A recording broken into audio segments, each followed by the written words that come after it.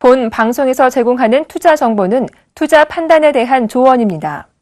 방송에서 제공하는 주식의 가치, 가격 상승 및 가격 하락에 대해서는 방송사에서 보장하지 않습니다.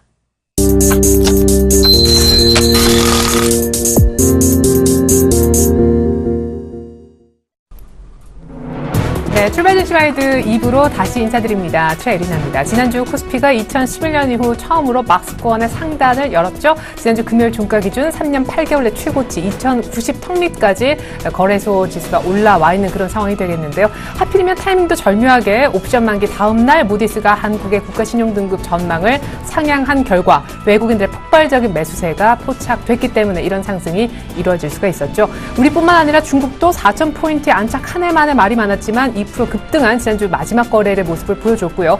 일본도 사실 15년 만에 2만 엔선을 돌파시키고 있는데 일본에서 오늘 속보가 하나 나와서 전해드립니다. 일본은 디플레 때문에 굉장히 고민이 많은 그런 나라죠. 근데 3월에 PPI 생산자 물가지수가 1년 전 같은 기간보다 0.7% 정도 상승했다고 해서 예상을 상회했다고 해요. 물가가 조금 더 높게 나와주면 나와줄수록 디플레 우려가 줄어들 것이기 때문에 일본 증시에는 긍정적이라 할 수 있겠는데요. 이렇게 고공행진을 하고 있는 오늘 일본 니케이 평균 주가 이런 소식이 어떤 영향을 미칠지 또한 같이 주목해 보면 좋겠습니다.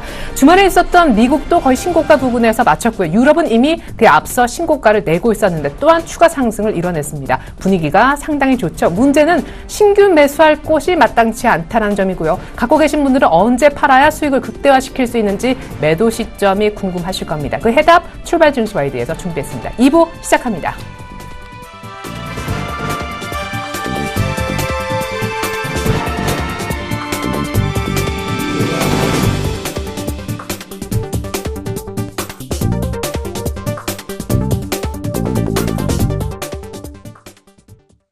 네, 4월 13일 월요일 개장을 한 5분 정도 남겨두고 있는데요. 오늘 출발 상황 분석에 도움 말씀 주시고자 두 분의 전문가가 나와주셨습니다.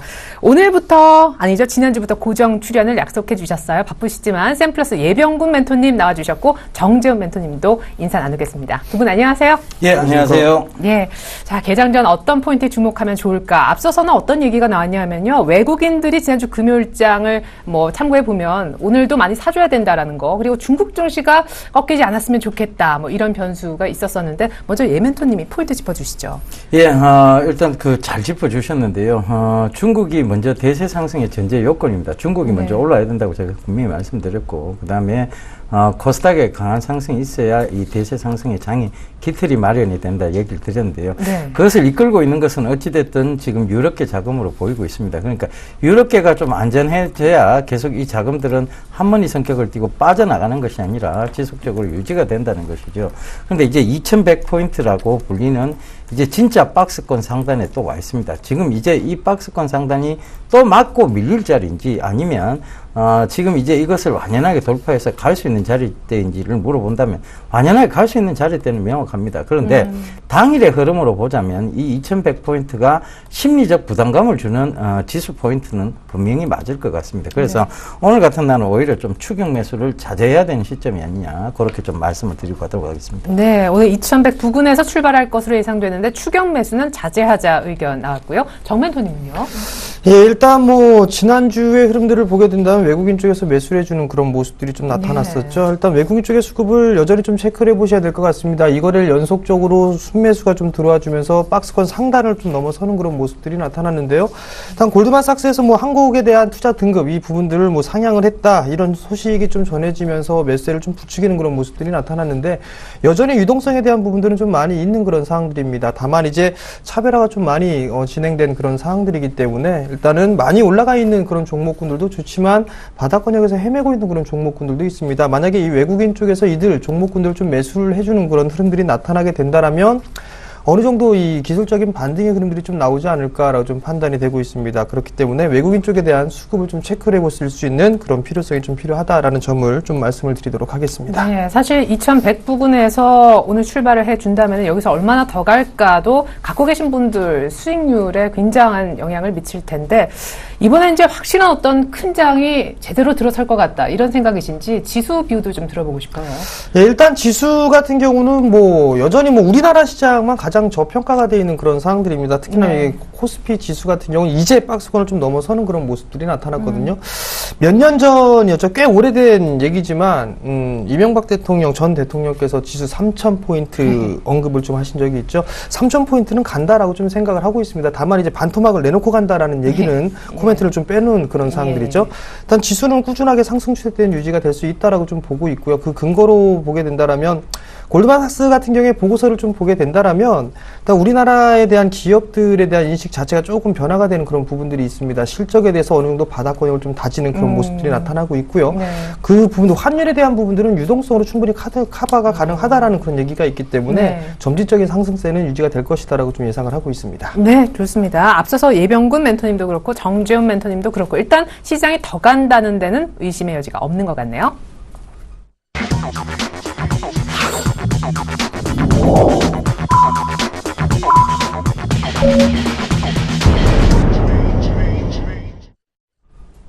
네, 오프닝 벨이 조금 있으면 울릴 거예요. 네, 4월 13일 월요일 우리장 개장과 거의 동시에 제가 다시금 등장을 했는데, 자, 코스피가 오늘 만약에 한 2100부근에서 끝내준다면, 와, 이 장에서 고민거리가 많으실 겁니다. 네, 증권주 언제 팔지? 뭐, 최근에 사신 분들은 수익 쬐끔 나는데 더 들고 가고 싶어. 뭐, 의견도 많으실 거고요. 화학주도 수익이 아마 많이 나셨을 것 같아요. 초반에 사셨다면, 예전에 들고 계셨다면. 근데 여기에서 이제 신규로, 이제 흥분 뒤늦게 하셔가지고 뭘 좀 사볼까 하시는 분들은 아마 살 게 마땅치 않은 이미 가진 기보유자의 영역으로 넘어간 섹터들과 종목들이 많이 있는데요. 어떤 전략이 필요한 건지 저희가 오늘 2부 마지막에 전략까지 세워드리도록 하겠습니다. 개장이 되었네요. 먼저 예멘토님께서 개장 상황 짚어주시죠. 예, 일단 지수부터 좀 살펴보자면요. 일단 갭을 좀 띄우고 출발을 했습니다. 결과적으로 지금 시장 분위기는 너무 좋아요. 그러니까 뭐 나쁜 악재가 없습니다. 희한하죠. 일단 미국에서조차도 조금만 지금 악재가 나와도 사실은 미국에서 수입 물가 지수가 조금 떨어졌다 하는 그 부분이 악재가 나왔는데도 불구하고 이것이 오히려 호재로 받아들입니다. 시장 분위기가 좋을 때 얘기입니다. 결과적으로 이 금리 인상 시기가 늦춰질 수 있다는 호재가 되면서 미국도 올랐고요. 금일 그 글로벌 증시의 영향 탓인지 우리 장도 강한 상승세로 지금 일단은 갭을 띄운 상태에서 지금 출발을 하고 있습니다. 2094포인트에서 지금 출발이 되고 있고, 네. 코스닥 같은 경우에도 지금 288선에서 지금 688선이죠. 죄송합니다. 그래서 예. 출발이 되고 있어서 그 점을 좀 참고해 보시면 좋을 것 같은데, 일단 선물도 밀리고 있지는 않습니다. 지금 선물의 어떤 흐름 보면 263.10에서 밀려 내려오는 것이 아니라, 이거 지금 갭을 띄우고 출발하면 원래는 쭉 좀 밀려 내려왔다가 다시 재상승하는 그런 모습들인데요. 시장이 지금 밀리지 않다. 이거는 뭐냐면 결과적으로 시장의 강한 상승적 부분을 의미를 합니다. 그래서 지금 선물 쪽에서도 방향성을 위쪽으로 지금 잡아두고 있는 것 같고요. 지수 역시 마찬가지입니다. 그리고 환율 분위기도 크게 나쁘지는 않습니다. 지금 환율이 계속해서 조금씩 올라주고 있어서 오히려 이런 부분들은 지금 주가 지수에는 오히려 긍정적인 역할을 하고 있다. 이렇게 좀 말씀을 드리도록 하겠습니다. 네, 오늘 갭상승 출발을 양시장 모두 해주는 그런 흐름인데요. 코스피는 2090선 위에서 출발했고 코스닥은 690선에 거의 다다를 정도입니다. 잠시 후에 저희가 외환시장 출발 상황도 한번 짚어보도록 할게요. 이번에는 업종별 흐름 한번 지켜볼 텐데요. 증권업종의 업종 지수만으로 평균이죠. 지난주 금요일 6% 독보적인 랠리를 보였었거든요. 오늘 아침은 또 어떤지요?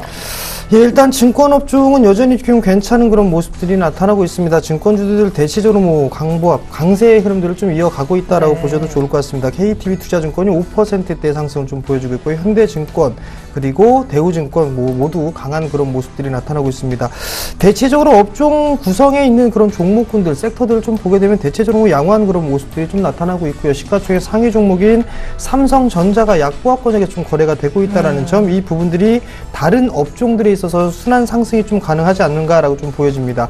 금일 같은 경우는 뭐 중형주와 소형주가 여전히 좀 강한 모습들 속에서 대형주 지수가 0.34% 정도 상승을 해주고 있는 그런 모습들이 나타나고 있고요. 대체적으로 보게 된다면 약한 그런 흐름들이 나오고 있는 그런 흐름들을 보게 되면 통신 쪽과 전기 가스업, 전기, 전자 쪽이 약보합권역에서 좀 거래가 되고 있는 그런 모습들이고요. 그냥 강한 그런 모습들을 보여주는 게 여전히 증권 쪽 섹터와 건설업, 그리고 종이 목재 쪽 섹터가 양호한 그런 모습들이 좀 나타나고 있습니다. 여전히 뭐 증권 섹터 같은 경우는 뭐 주도주격인 성격을 좀 보이고 있는 그런 상황들이기 때문에 지속적으로 뭐 가지고 있는 그런 상황들 같은 좀 더 보유를 해봐야 되지 않을까라고 좀 생각이 되고 있습니다. 반대로 이제 코스닥 종목군들을 좀 보시게 되면 주가는 0.84% 정도 상승을 해주고 있는 그런 모습들이죠. 687포인트대 후반권역에서 거래가 되고 있는 그런 모습들인데요. 여전히 뭐 강한 그런 모습들이 나타나고 있습니다. 종이 목재 쪽이 4%의 큰 상승을 좀 보여주고 있는 그런 상황들이고요. 여기에 따른 구성 종목군들을 좀 보게 되면 무림 SP 7%대 상승을 보여주고 있고요. 산성 LNS가 5%대 강한 그런 모습들이 나타나고 있습니다. 동아기업도 2%대 상승을 해주고 있죠. 특히나 산성 LNS 같은 경우는 여전히 공급 물량이 좀 부족하다. 이 부분들로 인해서 주가의 탄력은 좀 다소 강하게 보인다라고 좀 보셔도 좋을 것 같고요. 거기에 따라서 이제 두 번째는 금융 쪽입니다. 증권 섹터, 거래소의 증권 섹터가 좀 크게 큰 폭으로 좀 상승을 해주는 그런 모습들이 나오면서 최근에 코스닥 쪽에서는 창투사들이 강한 그런 모습들이 나타나고 있는데요. 뭐 에이티너 인베스트라든가 아니면 대성창투 이외의 큐캐피탈이나 SBI 인베스트, 재미니투자, 엠벤처 투자 이런 종목군들이 급등을 해주고 있는 그런 모습들이 나타나고 있습니다. 또한 한국토지신탁도 뭐 강보합권역 거래가 되고 있는 그런 모습들이죠. 창투사 같은 경우는 어느 정도 확인을 해보고 난 이후에 일단 거래를 해야 된다라는 점을 좀 말씀을 드려보도록 하겠습니다.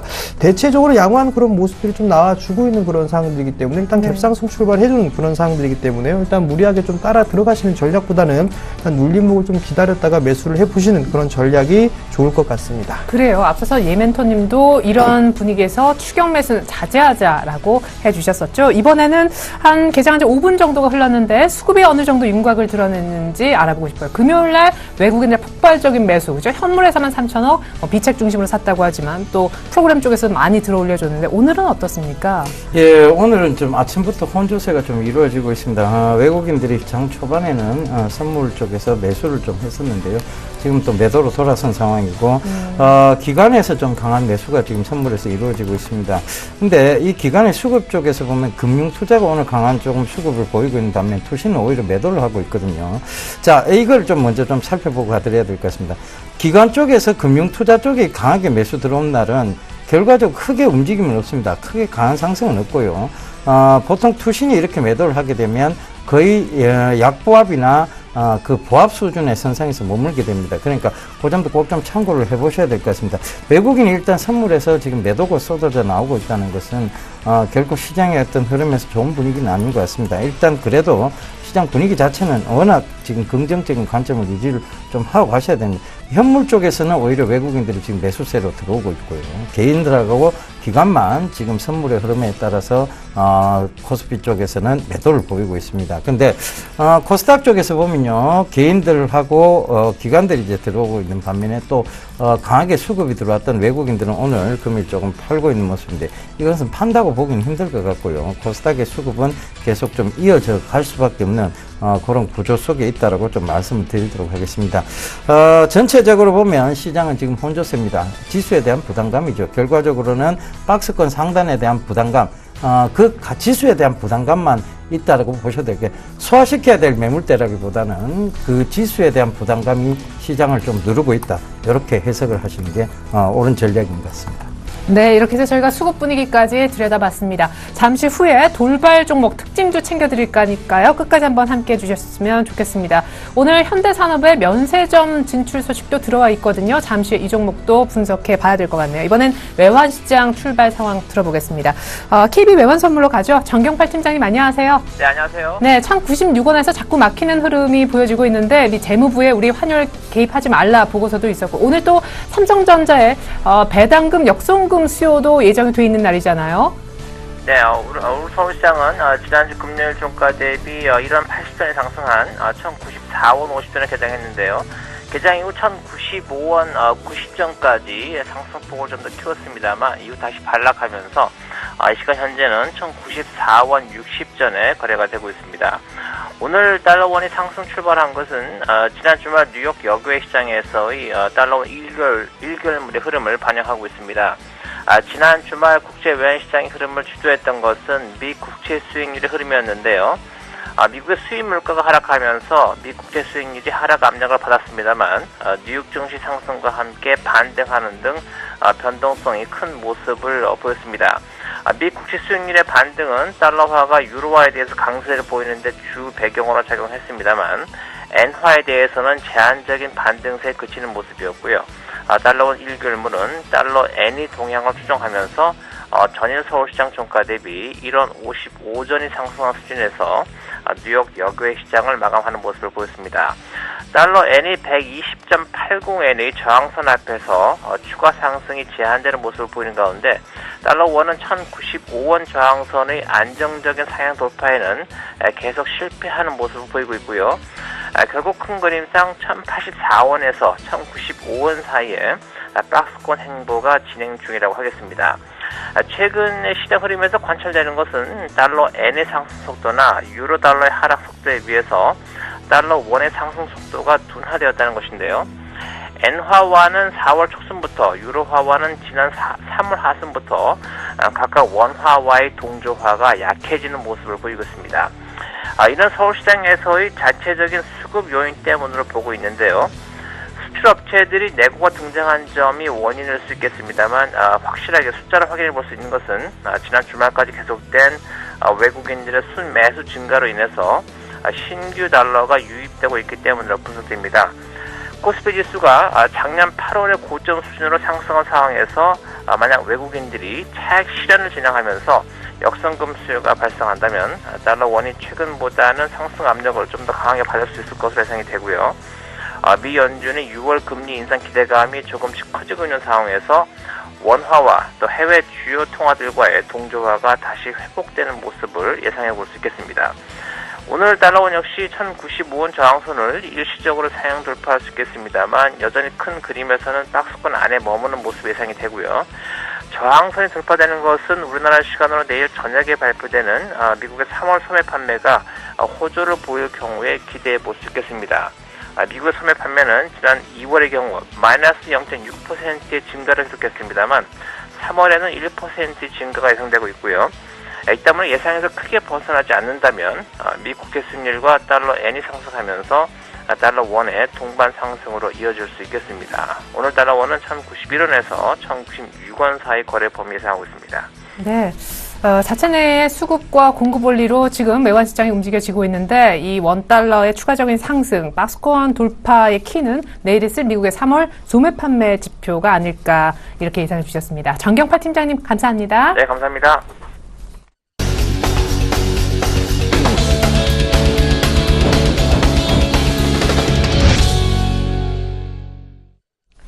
네, 오늘의 돌발 종목 보겠습니다. 코스피가 2090을 넘어가고 있는 그런 아침인데요. 현대산업이 호텔신라하고 손잡고 합작 법인을 세워서 면세점 사업에 진출한다 소식이 들려왔습니다. 앞서서 그래서 건설업종이 상당히 상승률이 높아 보였던 착시 효과가 있었던 것 같은데요. 현대산업이 갭상승 출발을 했고요. 호텔신라도 만만치 않게 동반 강세를 띠고 있습니다. 이 부분 한번 짚어봐야 될 것 같고요.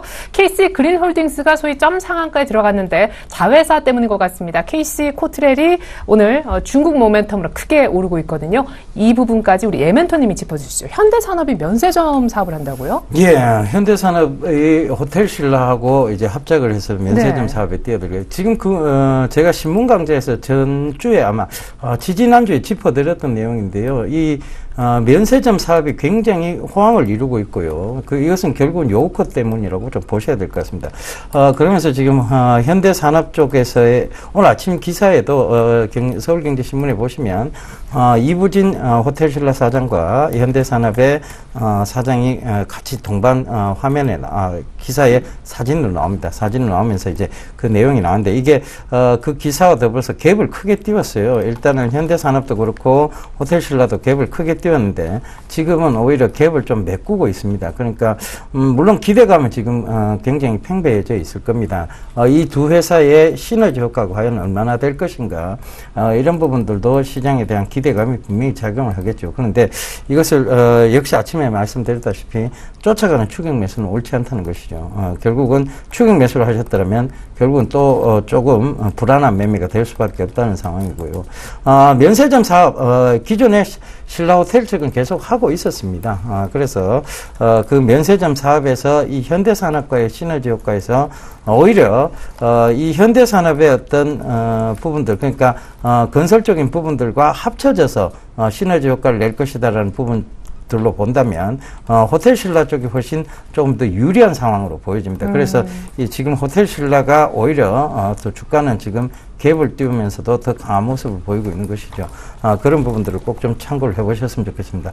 현대산업은요, 그리고 그 전에 이미 많이 올랐어요. 이것은 어느 정도, 이런 면세점 사업은 아니겠지만, 주가가 어느 정도 반영을 받았다고 보는 것이고, 호텔 신라는, 많이 오른 건 없었어요. 최근에 보면, 오히려, 그 바닥권 영역, 즉, 고점에서의 바닥권 영역에서 좀 지지부진한 모습이었는데, 금일 이제 강한 급등세가 나오고 있으면서, 예. 오히려 시너지 효과 쪽으로 보면, 호텔 신라 쪽이 더 강하다. 이렇게 조금 보여지고 있는 것 같습니다. 그러면 현대산업은 지금 뭐 매도할 필요는 없나요? 예, 수익이 매도할 많이 필요는 없을 것 같습니다. 예. 일단은 현대산업은 꼭 굳이 지금 면세점 사업뿐만 아니라 건설 쪽에서도 본다면 현대산업의 어떤 중요성, 그리고 현대산업이 오히려 해외 수주적인 측면에서도 제가 현대건설보다는 늘 낫다라고 좀 말씀을 드렸었거든요. 네네. 그 얘기를 좀 참고해 보신다면 지금 굳이 매도 시점은 아니다. 즉 네. 어떤 매수 결정이 나왔다거나 아니면 현대산업이 지금 성장세를 꺾을 만한 얘기가 나와야 되는데 오히려 지금 건설이나 중동 쪽의 어떤 안정화 이런 쪽을 살펴본다면 건설주가 지금 이제 급락이 나올 자리대는 아니거든요. 예, 예. 굳이 매도 시점은 아니라고 보여집니다. 네, 하지만 이번 뉴스와 관련해서 호텔 신라 쪽의 모멘텀이 약간 더 클 거다 얘기를 들어봤습니다. KC 그린홀딩스. 예, KC 그린홀딩스도 오늘 이제 뭐 가격 제한폭까지 바로 출발을 했어요. 네. 그런데 자, 이 부분을 조금 참고를 해봐야 되겠습니다. 이걸 과연 어떻게 좀 해석을 해야 될까에 대한 부분입니다. 이게 지금 이 기사로 지금 올라온다.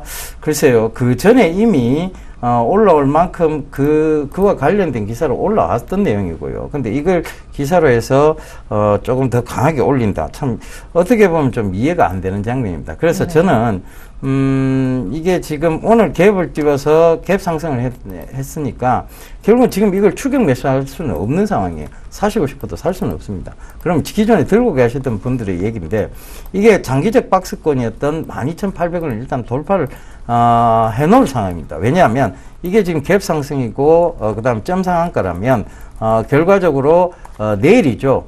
내일은 당연히 갭 상승인데 이게 돌파가 당연히 돼 있는 상황이겠죠. 그렇다면 이 12,800원의 장기적 저항대를 뚫게 된다면 결과적으로 이건 좀 더 강한 추세적 상승을 보일 가능성이 높다. 이렇게 좀 받아들이셔야 될 것 같고요.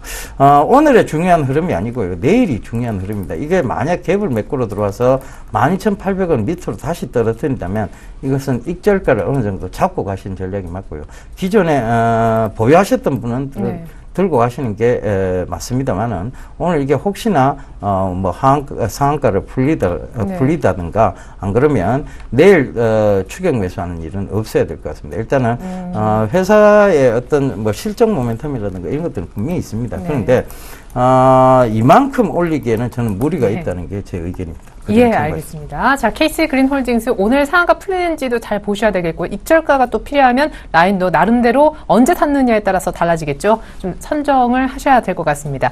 이번에는 화장품 쪽을 또 볼게요. 뭐 얘기를 안 할 수가 없고 매일매일 이 자리에서 얘기가 나오고 있는데 아모레퍼시픽이 오늘 383만 원까지 갔어요. 삼성 LNS도 또 상한가가 풀리면서 쭉 밀리는 듯 했지만 또다시 살아나는 아침이고요. C큐브에 이어서 승일이라는 종목까지 숨은 화장품 섹터 수혜주로 거론되면서 급등세가 나오고 있습니다. 일단 화장품부터 보죠. 예, 아모레퍼시픽이 4%가 넘는 상승세를 좀 보이고 있습니다. 네네. 370만 원대에 거래가 되고 있는 그런 모습들인데요. 사실 이게 신규적으로 접근을 해야 될까 이 고민이 가장 크지 않을까라고 좀 생각을 합니다. 물론 실적이 좋은 부분들은 당연히 인정을 합니다. 그 부분들로 인해서 이렇게 상승을 해주는 그런 모습들이 나타났고요. 다만 이제 여기선 차이를 좀 둬야 될 부분들이 보유를 하고 있는 자와 신규로 접근을 할 수 있느냐 이 부분들을 좀 체크를 해봐야 될 것 같은데요. 네. 제 개인적으로는 아모레퍼시픽을 포함한 화장품 관련주들이 조금 이제 너무 과열권으로 들어오지 않았나라는 개인적인 생각을 합니다. 물론 이게 이 부분들은 실적이 좋은 그런 부분들은 있는 그런 상황들이지만 일단은 보유자의 영역이 아닐까라는 좀 개인적으로 생각을 하고 있고요. PER로 보든 뭐 PBR로 보든 상당히 좀 큰 고평가가 아닌가라는 좀 생각이 듭니다. 즉 어느 정도 과열은 소화가 좀 돼주는 그런 모습들이 나타나주고 난 이후에 다시 재차 상승을 좀 시도가 나와주는 그런 모습들을 좀 보이지 않을까라고 좀 생각을 합니다. 결국은 추격 매수는 좀 자제를 해보시는 전략이 좀 어떨까라고 좀 생각이 듭니다. 삼성 LNS 또한 마찬가지입니다. 삼성 LNS 같은 경우는 마스크팩에 대한 그런 부분들이죠. 일단 공급이 부족, 그 공급 부족에 대한 그런 얘기들이 좀 나왔단 말이에요. 네. 10,000원대나 뭐 20,000원대에 그 얘기가 나왔다라면 아마도 10만 원. 상당히 좀 좋은 그런 상황인데 10만원대에 나왔단 말이죠.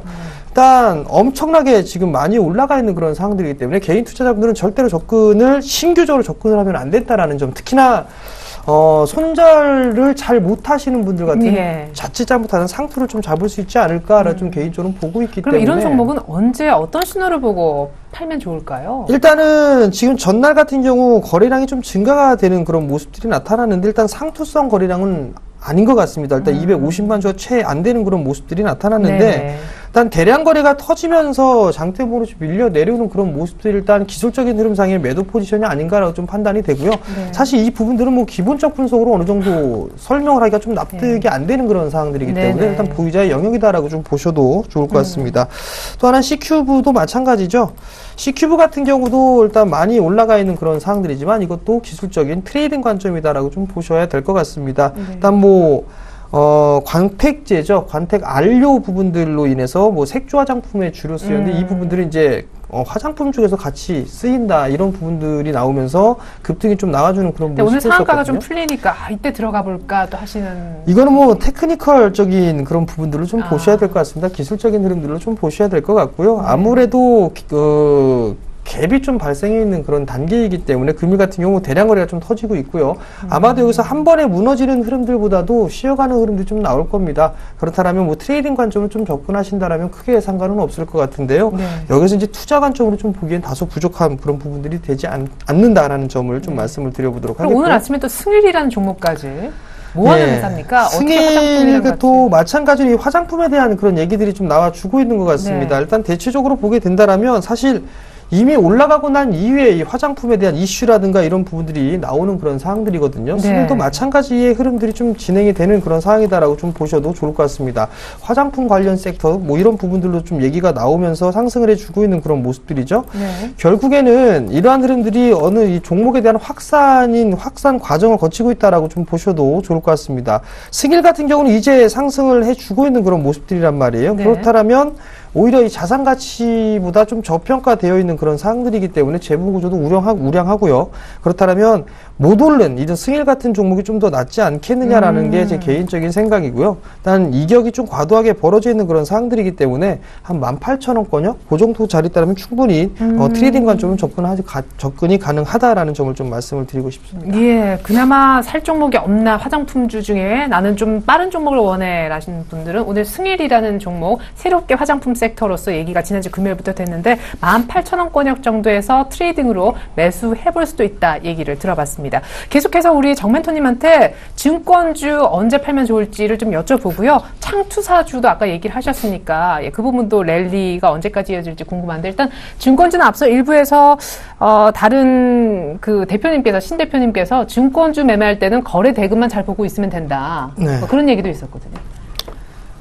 일단 증권주 같은 경우는 이슈적인 부분들이 좀 숨겨져 있는 것들이 상당히 좀 많다라고 좀 보고 있습니다. 네. 일단 뭐 2분기 때 주도 섹터로 지금 현재 자리매김을 해 놓고 있는 그런 네. 상황들이고요. 여전히 뭐 갈 길이 좀 남아 있다라고 좀 보셔도 좋을 것 같습니다. 다만 이제 제 개인적으로 보더라도 여기서 신규로 접근하는 그런 부분들은 일단은 부적절하다라는 점을 좀 말씀을 드려보도록 하겠고요. 그러니까 개인분들이 생각하는 네. 건 그거예요. 아니 증권주 더 간다 그러는데 난 조금만 먹겠다. 조금만 더 수익을 보겠다. 왜 신규 진입을 하지 말라고 하는 건지. 더 간다고 하면서도 네. 못 사게 하는. 이격이 과도하게 좀 벌어져 있는 그런 상황들이에요. 예. 이격이 과도하게 벌어지게 된다면 원래 이게 주가 기술적인 흐름을 좀 체크를 해보게 되면 이격이 벌어지게 되면 다시 좁아지려는 그런 습성이 있습니다. 네. 너무 좀 많이 벌어져 있기 때문에 그만큼 좀 좁혀지려는 그런 욕구가 좀 다양해질 것이고요. 네. 그리고 과거에는 좀 많이 못 올랐던 그런 부분들이었었는데 대체적으로 좀 보게 된다라면 NH투자증권 같은 경우 좀 보면서 말씀을 좀 드려보도록 하겠는데요. 네.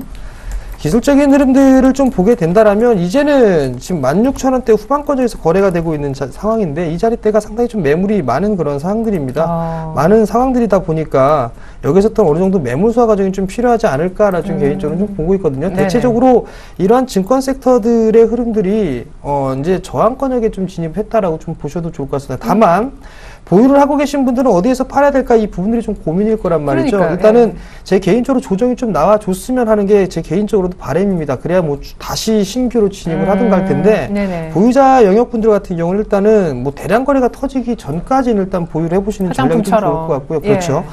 5일선이 붕괴가 되면서 일단 대량 거래가 좀 터지는 그런 모습들이 나오면서 음봉으로 마무리가 되는 그런 모습들이 나오게 된다면 네. 좀 덜 먹더라도 그때 자리 때는 네. 일단은 절반 정도만 챙겨 놓으시는 게 좋을 것 같아요. 뭐 저 바닥권에 샀다면 전량 이익 실현할 필요성은 없다라고 좀 보여지고 일단 절반 정도만 챙겨놓고 나머지는 추세로 끌고 가는 전략이 좀 좋지 않을까라고 좀 보여지고요. 네, 알겠습니다. 그리고 증권주가 상승을 하게 되면 대체로 창투사들도 움직이는 그런 모습들이 나오는데요. 이러한 흐름도 증권주를 따라간다라고 좀 보셔도 좋을 것 같습니다. 코스닥에 있는 창투사들이 거래소 쪽의 증권사라고 좀 보시면 그렇죠. 좋을 것 같거든요. 예. 그렇기 때문에 그들 종목도 증권 섹터와 같이 보셔야 될 것 같고요. 또 하나는 지금 바이오 쪽 섹터가 상당히 좀 강한 모습인데 창투사 같은 경우에 바이오 기업에 투자를 했던 그런 기업들이 몇몇 있습니다. 그들 종목분들이 IPO 공개를 하고 상장을 하게 되면 상장 차익이라는 그런 두 가지 두 마리의 토끼를 잡을 수 있기 때문에 그들 종목분들 관심 있게 좀 보시는 전략이 좀 필요할 것 같습니다. 창투사 매매하시는 분들은 뭐 증권주의 어떤 흐름 그리고 약간 바이오 섹터의 어떤 그 흐름도 같이 좀 체크를 하셔야 될 것 같습니다. 코디에스 얘기를 예병구 멘토님께 당연히 여쭤봐야 될 것 같아요. 오늘 아침에도 뭐 전기차 얘기를 하셨기 때문에 오늘 5%대 갭상승 출발을 했고 유지를 하고 있습니다. 하이닉스가 역시 급하게 올라오더니 오늘도 추가 반등을 해주네요. 예. 일단, 아침에 신문 강좌에서 제가 여러분들께 말씀드렸던 것이 바로 전기차에 대한 네. 부분이었습니다. 제가, 토요일 날도 바로, 모터쇼를 제가 보고 와서 했던 부분들이 주 대세가 바로 전기차예요. 그러니까 유가가 떨어져 있다 할지라도 갈 수밖에 없는 쪽입니다. 그래서 이 전기차가 분명히 대세를 이룰 것이고 이 미래차 좀 계속 보셔야 된다. 특히 충전 인프라와 관련된 부분입니다. 코디에서는 이 충전 인프라는 결국은 전기차가 제대로 자리 잡기 위해서는 이 충전 인프라부터 구축이 돼야 되는 상황인데요. 그래서 이 코디에스가 금일 조금 강한 추세적 모습을 보이고 있고 최근 들어 코디에스가 가격 제한폭까지 오르기도 하고 변동성이 지금 심하게 나타나고 있습니다. 결과적으로 뭐냐면 개인 투자자분들의 심리를 흔드는 구간이라고 좀 보시면 좋을 것 같아요. 자, 여기서 심리 절대 흔들리시면 안 되고요. 아직 추가적인 상승 그리고 대폭적으로 좀 시세가 나올 수 있는 부분들이 분명하게 미래차 쪽, 즉 성장성 쪽에 있다고 보시는 게 좋을 것 같습니다. 그래서 그 부분들을 꼭 좀 참고를 하셨으면 좋겠고요. 아침에 그 전기차 테슬라와 관련해서 말씀드렸던 화신테크도 오늘 좀 좋은 모습을 보이고 있고요. 전체적으로 보면 신문 강좌 꼭 좀 들으셨으면 좋겠어요. 정말요? 예, 네. 얼마 전에 비트코인 관련주도 또 말씀을 드렸는데 제이시언 시스템이 또 한 5% 이상 오르고 있거든요. 네. 그래서 이런 부분들이 미리 우리가 좀 알고 들어가는 부분들이라면 여러분들이 신문 강좌를 좀 충분히 참고해 보셔도 좋지 않겠나 그렇게 좀 말씀드리겠습니다. 네, 참고로 우리 예병구 멘토님은요, 출발 증시와이드 1부 때 신문 읽어주는 남자로 매일매일 여러분들께 종목과 또 그 뉴스를 연계지어서 설명해주고 계시거든요. 여러분들 많은 시청 바라겠습니다. 왜냐? 수익이 계속 나는 걸 저희가 보고 있으니까 안타까워서 또 한 말씀 드려봤습니다. 하이닉스. 예, SK 하이닉스 이건 이제 수급적으로 좀 풀어야 될 것 같습니다. 네. 결과적으로 SK 하이닉스 가장 이 수급 쪽에서 좀 이상한 종목이 아닌가. 결과적으로 보면 외국인하고 기관이 쌍끌이 매수가 되는 날부터는 어김없이 빠집니다. 그때가 고점을 형성하고 빠지고요. 네. 외국인과 기관이 쌍끌이 매도를 한 날은 어김없이 그게 최저점이었습니다. 최근에도 보면 이 42,000원대를 살짝 깬 날이 있었어요. 41,000원대 부분까지 내려간 날이 있었는데 이날 외국인과 기관이 쌍끌이 매도가 나왔었거든요. 네. 이것이 어김없이 저점을 형성하고 또다시 올라오고 있다.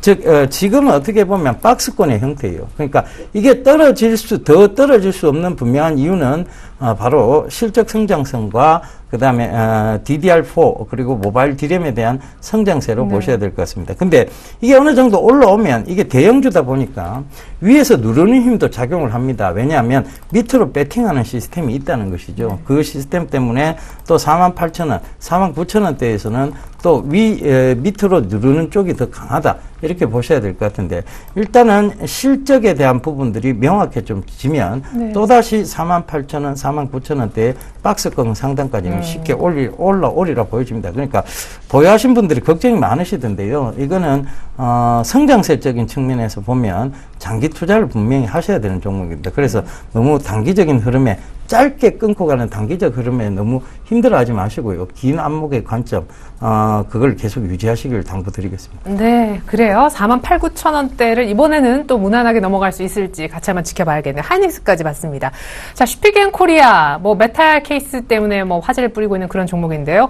지난주 금요일에 두 자릿수 급등, 오늘 또 두 자릿수 급등, 계속해서 신고가 흐름입니다. 저희가 이렇게 급등 나기 전 이 자리에서 이미 슈피겐 코리아 얘기를 여러 차례 했던 기억이 있고요. NC소프트는 게임 노후화, 신작이 없는데 그 간의 실적 공백기 우려 속에 오늘 급락합니다. 셀트리온은 거의 8만 원대 안착 시도 중이네요.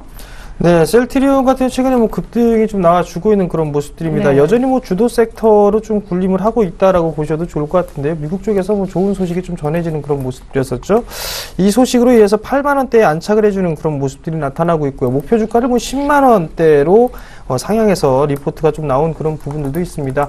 여전히 이 제약 바이오 쪽 섹터는 좀 관심 있게 봐야 되는 부분들이 아닌가라고 좀 생각이 들고요. 셀트리온 같은 경우 6월 달에 램시마에 대한 부분들, 이 부분들이 어느 정도 결과가 나올 것이냐에 따라서 추가적인 상승 시도도 좀 가능하다라고 보셔도 좋지 않을까라 좀 생각을 합니다. 추세적으로 상승 추세대를 유지를 해주고 있는 그런 모습들을 좀 보여주고 있는 그런 상황들이기 때문에 네. 일단 구조적으로 계단식 상승은 좀 충분하지 않을까라고 좀 보여지고요. 다만 이제 기관 쪽 수급적인 측면을 좀 보셔야 될 것 같은데 외국인 쪽은 다시 이제 상승을 이용해서 매도를 해주고 있는 그런 모습들을 좀 보여주고 맞아요. 있는 상황이고요. 네. 기관 쪽 같은 경우 매수에 대한 강도가 점차적으로 좀 약해지는 그런 모습들이죠. 연기금 쪽에서 4거래일 연속적으로 좀 매도가 나와주고 있는 그런 모습들이고요. 최근에 연기금 쪽에서 매수를 좀 많이 했다가 매도가 나와주고 있는 그런 부분들은 단기적으로 시세 차익을 노린다라고 좀 보셔도 좋을 것 같습니다. 그렇기 때문에 일단 무리하게 좀 따라 들어가시는 전략을 좀 자제하고 어차피 6월 달에 이슈가 좀 남아있는 그런 부분들이기 때문에 하고 계신 분들 팔 필요는 없네요. 네, 일단 보유를 하고 계신 분들은 보유자의 영역으로 좀 보셔도 좋을 것 같고 추가적으로 상승 시도는 충분히 좀 가능하다라는 점을 좀 말씀을 드려보도록 하겠습니다. 저는 슈피겐 코리아를 좀 빨리 봤으면 궁금해요. 예, 슈피겐 코리아 같은 상당히 좀 좋은 그런 종목입니다. 일단 네. 최근에 상장을 했죠. 작년 11월경에 네. 좀 상승을 해주고 난 이후 신고가의 흐름을 좀 보여주고 있는데요. 삼성에 대한 갤럭시에 대한 부분들, 이 부분들뿐만이 아니라 사실 애플이라든가 아니면 LG전자의 스마트폰이 좀 다 나오고 있는데 모든 그 스마트 기기에 장착이 된다라고 좀 네네. 보셔도 좋을 것 같습니다. 거기에다가 이제 갤럭시 시리즈가 상당히 좀 얘기가 좀 많이 나와주고 있죠. 거기에 따라서 다시 시너지 효과를 좀 받는다라고 보셔도 좋을 것 같습니다. 15만 6천 원대 갭상승 출발하고 난 이후에 고가를 좀 기록해주고 지금 윗꼬리를 좀 달아주고 있는 그런 모습들인데요. 네. 여전히 그 기관 쪽 상당히 좀 공격적으로 매수를 해주고 있는 그런 모습들입니다. 일단 6거래일 연속적으로 좀 매수를 해주고 있고요. 오늘 같은 경우도 매수 유입이 좀 진행되는 게 아닌가라고 좀 보여지는데 네, 사기는 역시 많이 올랐는지요. 매수를 하기에도 다소 이게 좀 부담스러운 그런 자리대가 아닌가라고 좀 보고 있습니다. 네. 일단 물론 주식이라는 게 올라가고 있는 종목이 사실 눈에 가는 거는 맞는 그런 사항들이거든요. 다만 이제 최근에 시장은 가는 종목이 좀 더 가는 그런 모습들이 나타나고 있기 때문에 네. 일단 이들 종목군들의 눈을 돌릴 수밖에 없는 그런 상황들이지만 네. 한편으로는 못 올라가 있는 그런 종목군들도 한 차례 순환 상승 좀 나올 수 네네. 있다라고 좀 보셔도 좋을 것 같거든요. 예. 그렇기 때문에 덜 올라간 종목군을 한번 관심 있게 좀 보셨으면 좋겠습니다. 그러니까 사실 NC소프트한테 좀 미안하지만 이제 이런 종목인 거죠. 좀 조용했었는데 오늘 또 실적 부진 얘기가 나오면서 약간 반등 주더니만 오늘 또 미끄러지는. 예, 원래 이게 주가가 빠지면 빠지는 대로 이유를 찾고요. 올라가면 올라가는 대로 이유를 그렇죠. 찾는 예. 그런 모습이거든요. 과거에 올해 초에 23만 원 부분까지 올라갔을 때도 상당히 좀 좋은 얘기들이 좀 많이 있었습니다. 일단 이 PC 게임을 좀 많이 했었는데 NC소프트에서 이제 차기작으로 나오는 그런 게임들에 있어서는 스마트 기기로 예. 쪽도 가능하다 이런 부분들 때문에 올라갔는데 네네. 최근에 주가가 밀리는 부분들은 1분기에 대한 실적이 좀 안 좋을 것이다 이런 얘기들이 좀 나온단 말이죠. 결국에는 그 부분들을 놓고 봤을 때 가장 단순하게 좀 볼 수 있는 부분들이 수급적인 부분들로 놓고 보셔도 좋을 것 예, 같습니다. 외국이나 기관들이 몰랐을까요? 그렇지는 않을 것 같습니다. 연기금 쪽에서 매수를 해주고 있고 연속적으로 네. 순매수를 해주고 있는 그런 모습들이고요. 그렇다면 지금 자리대는 차라리 투자 매수. 눌림목 매수 구간이 아닌가라고 좀 보여집니다. 그렇기 예. 때문에 매수 포인트를 한번 잡아보시는 만약에 게 단기 좋을 것 같습니다. 목표가로 잡는다면 어디까지? 단기적으로 좀 본다면 그래도 한 22만 원 정도 때까지는 볼 수 있지 않을까라고 좀 보여집니다. 물론 이제 게임에 대해서 어떠한 이 성공을 하느냐 하지 못하느냐에 따라 좀 엇갈리는 그런 부분들이거든요. 게임주 같은 경우는 사실 이게 종목 게임에 대한 부분들을 좀 체크를 해보고 접근을 하는 게 좋을 것 같고요. 무분별하게 이렇게 게임주는 다 간다라는 생각으로 아무 게임주나 좀 매수를 하게 된다면 오히려 손실을 이룰 가능성이 좀 높기 때문에 꼭 체크를 해보셨으면 좋겠습니다. 네, 심지어 게임주를 샀는데 내가 지금 산 주식 그 회사의 어떤 메인 게임, 가장 잘 나가는 게임 이름이 뭔지도 모르신다면 조금 공부를 약간 더 하실 필요도 있을 것 같아요. 게임주 얘기 들어봤고요. 마지막으로 한진해운 한 종목만 더 보도록 하겠습니다. 해운주의 턴어라운드 얘기도 있는데 지난주 금요일날 급등했었고요. 오늘 또 그런 기운이 이어지네요. 예 멘토님. 예, 일단은 경기 회복에 대한 어떤 기대감, 유럽 경기 회복에 대한 기대감 이런 것들을 좀 받아들이셔야 될 것 같습니다. 해운주가 실제적으로 지금 실적이 턴어라운드 된 것은 아닙니다. 그런데 주가라는 것은 늘 미래를 선반영하는 것이죠. 그렇다 보니까 유럽이 지금 이렇게 유동성 자금을 계속 풀게 되면 결과적으로 미국과 같이 회복하지 않겠느냐 그런 측면에서 해운주하고 이런 쪽에서의 상승이 지금 나오고 있는 것으로 보여집니다. 그래서 실질적으로 여기서 강한 추세적으로 추세 이제 변곡이라고 보기는 좀 힘들고요. 추세를 변곡하더라도 지금 당분간은 조금 이제 시장 분위기에 의해서 올라오는 것이고 어떤 많이 올라오게 되면 차익 실현 매물이 조금 나올 수 있다는 것. 그리고 많이 이제 기다리셨던 분들이 반등을 이용해서 매도가 나올 수 있는 부분들이기 때문에 네. 이 부분은 꼭 좀 참고를 하셔야 될 것 같습니다. 네, 지금 참고로 현대산업이요. 오늘 뭐 호텔신라하고 손잡고 합작법인 면세점 관련해서 세운다라고 했었는데 현대산업이 14% 급등했고 호텔신라는 이미 상한가에 들어가 있습니다. 대단하네요. 현대산업이 상한가 부근까지 올라갈 줄이야. 자, 일단 마지막으로 전략을 좀 세워보겠습니다. 뭐 어느 정도 단기 조정이 불가피하다고 봤지만 일단 2100을 갈 모양새예요. 예, 2100에 대한 확고한 부분들을 시장에서 이제 말을 해주고 있습니다. 우리는 여기 간다. 그러니까요. 가니까 이제 쫓아와라 이 얘기죠, 그죠? 예. 그런데 쫓아가는 것보다는 일단은 2100이라는 지수 부담감 분명히 있습니다. 그러니까 조정을 좀 기다려보자. 저는 이렇게 좀 말씀드릴게요. 조정시 매수 전략이고 기존에 보유하고 계시던 분들은 낙관적 관점 유지 계속 말씀드리고 있으니까요. 네. 그 점 꼭 좀 참고하셨으면 좋겠습니다. 네, 그래요. 또 괜찮은 섹터에 있는 종목을 미리 선점하셨다면 물량을 뺏길 필요는 전혀 없을 듯해요. 정재훈 멘토님이 아까 출연 이후에 계속 얘기하셨던 부분은 너무 많이 오른 거 말고 덜 오른 거 중에 조금 뭐가 없을까 얘기하셨거든요. 네. 뭐 어느 쪽을 염두에 두고 대체적으로 다 못 올라가 있는 그런 경기 민감주들은 다 그렇지 않을까라 좀 앞서서는 생각됩니다. 건설하고 조선 얘기가 좀 네, 있었는데. 건설 쪽 섹터도 일단은 많이 지금 이제 4% 상승을 해주고 있고 올랐죠. 오늘 예. 탑5 시간에 뭐 조선 섹터 좀 말씀을 좀 드릴 예정입니다. 일단 네네. 조선주들 많이 못 올라 있는 그런 모습들이죠. 일단 삼성전자가 많이 올라가게 된다라면 이들 섹터는 올라가기가 힘듭니다. 근데 삼성전자가 1%대 하락을 좀 보여주고 있죠. 현대기아차까지 같이 밀려 내려오는 그런 모습들이 나오게 된다라면 이들 다른 섹터들이 상승을 해주는 그런 모습들이 나타날 겁니다. 그렇기 네. 때문에 경기 민감주들 같은 경우는 IT 쪽 섹터 그리고 현대기아차 이쪽만 보시면 좀 좋을 것 같거든요. 일단 네. 결국에는 덜 오른 종목군들의 순환매를 좀 체크를 해보시는 전략이 좀 좋을 것 같습니다. 예, 좋습니다. 오늘 11시부터 진행되는 증시 탑5 시간에 오늘 조선주 집중 분석해 주신다고 하니까요. 나 뭐 사지? 지금 지수땐 부담스럽고 고민하시는 분들 조선주에 관련된 팁 기다려보시면 좋을 것 같습니다. 지금까지 도움 말씀 주셨던 두 분, 샘플러스 예병구 멘토, 정재훈 멘토와는 인사 나누겠습니다. 감사합니다.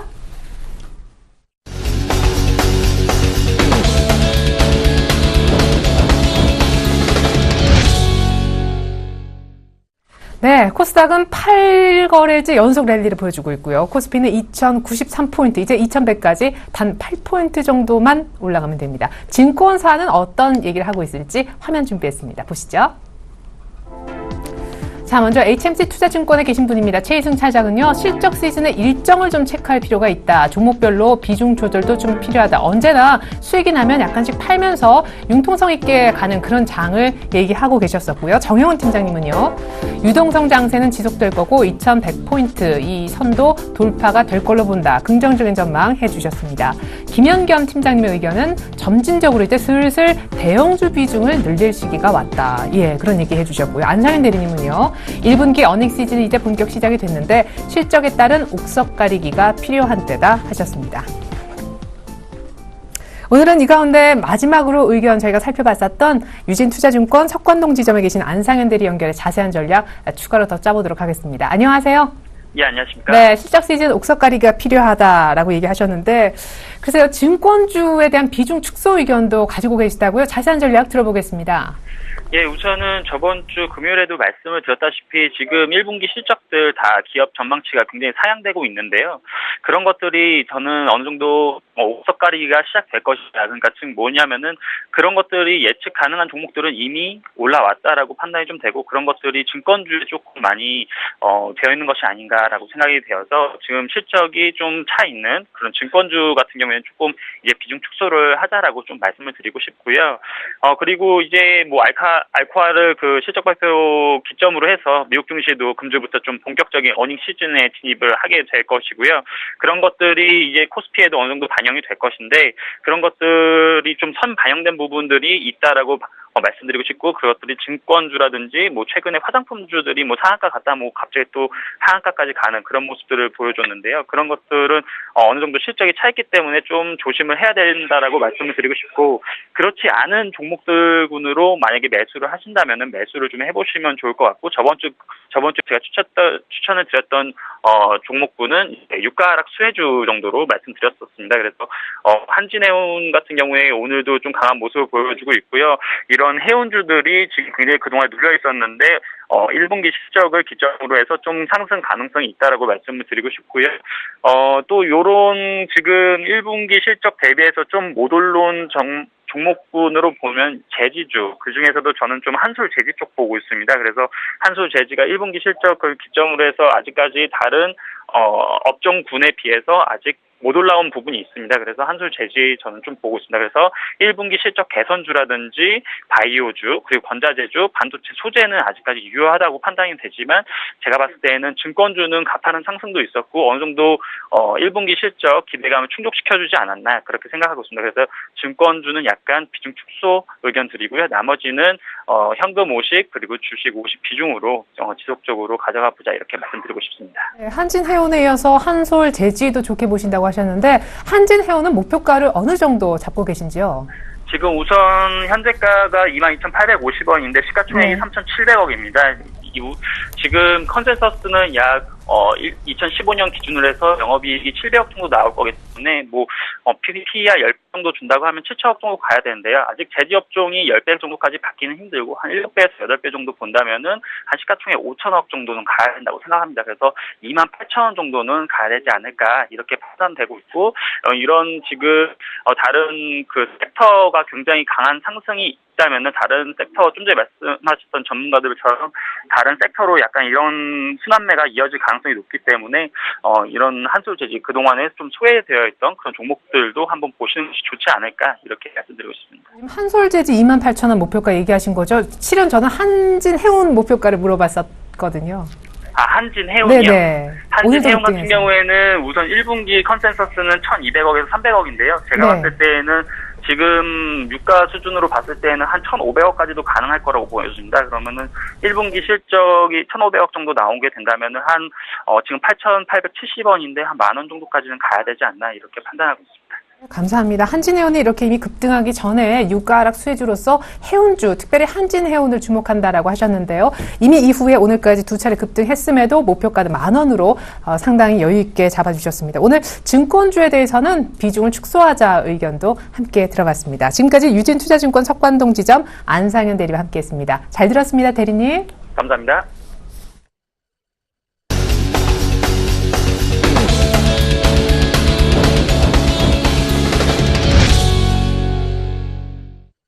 외국인들의 매수에 2,090선을 돌파하고 있는 아침인데요. 선물시장 맥점 짚어봐야 되겠죠? 샘플러스 손석빈 멘토와 늘 함께하고 있습니다. 연결해볼게요. 안녕하세요, 멘토님.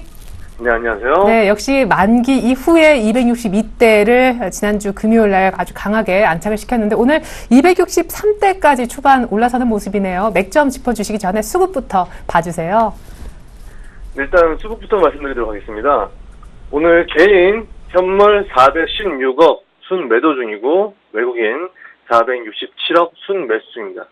기관 2억 순 매수 중이고 선물 수량은 개인 5계약 순 매수 중이고 외국인 706계약 순매도 중입니다.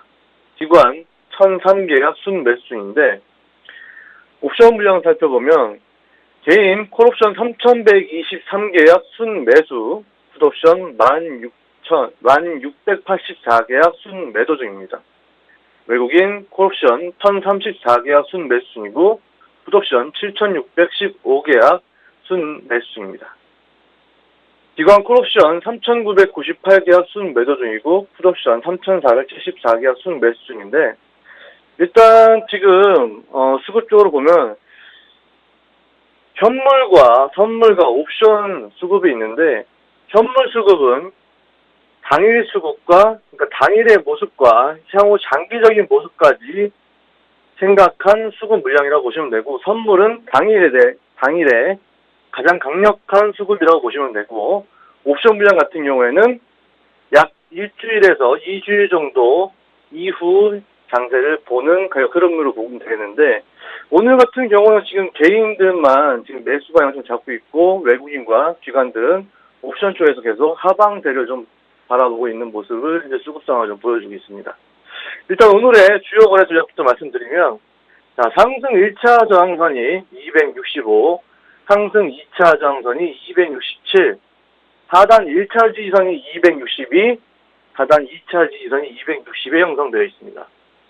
일단 저번 주 금요일은 오전부터 강하게 상승하며 한 주를 마감하는 모습을 보여주는데 이번 주부터 드디어 약 3년 반 만에 박스권 돌파를 목전에 두고 있는 모습으로 박스권이 돌파되면 앞으로 장기적으로 상승할 수 있는 대세 상승장의 발판을 마련하는 모습을 갖추게 됩니다. 약 3년 반 만에 종합주가지수 2100 돌파를 시도하고 있는 모습이나 아직 돌파된 것은 아니며 오전부에는 수급적으로도 아직 확실한 방향성을 잡고 있지 않은 모습으로 월요일 주초 갭상승에 대한 청산 물량들을 받으며 잠시 조정하는 시간을 가질 걸로 예상합니다. 오전에 261을 확실하게 지지해주는 모습을 확인한 경우 매수 진입이 유리하며 무너졌을 시에는 260까지 자리를 내어주어야 된다는 점 기억하시면 좋겠고 260이 오면 강한 지지 물량이 나올 것으로 예상하기 때문에 260에서는 강력 매수를 추천드립니다. 다만 종합주가지수 2100이 돌파되어 장기적으로 대세 상승장으로 간다 하더라도 현재 상승세는 금리 인하의 영향 요소, 즉 은행에서 빠진 개인 자금이 증권시장으로 몰려들어도 주식을 사기 때문에 상승하는 부분이 클 것이기 때문에 실제 국내 내수시장의 시장 경기가 좋아서 자연 상승하는 것이 아닌 중국의 영향과 금리 인하의 영향으로 부가 상승하는 장세이기 때문에 상승세가 가파르게 이어지지는 못할 전망입니다. 이러한 전망들을 기억들 하시고 장기적으로 포지션을 거래하셔야 될 분들 같은 경우에는 장기적으로는 중간중간에 한 번씩 정리를 하시면서 가셔야 되고 말씀드렸다시피 국내 내수 경기가 굉장히 좋아서 가파르게 상승한 장세가 나오는 형국이 아니기 때문에 박스권 돌파가 되더라도 천천히 시간을 들여가면서 정리 물량을 받아가면서 천천히 상승하는 모습을 보여주게 될 것입니다. 네. 그래요. 대세 상승장으로 지금 가느냐 마느냐 기로점에 서 있는 아주 애매한 오전장이라 하셨는데 오전장 흐름 잘 보시고요. 특별히 260선까지 내려온다면 오히려 강력 매수로 대응해보자 그런 전략까지 들어봤습니다. 손석빈 멘토님 잘 들었습니다. 감사합니다. 네, 감사합니다.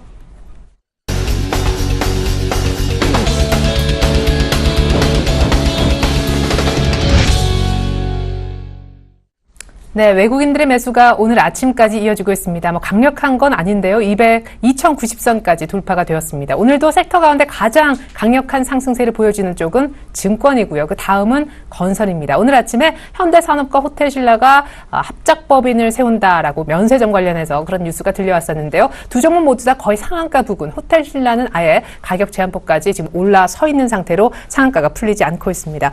코스닥 역시 급등 부담감에도 불구하고 오늘까지 무려 8거래일 연속 달리고 있습니다. 출발 증시와이드 2부 여기까지고요. 잠시 11시부터 이어지는 증시 탑5 시간에는 많이 오르지 못했던 조선 섹터 가운데 저희가 종목 5가지 골라서 그 가운데 탑픽주까지 꼽아 볼 거니까요. 여러분들의 많은 시청 바라겠습니다. 출발 증시와이드는 여기서 마치겠습니다. 고맙습니다.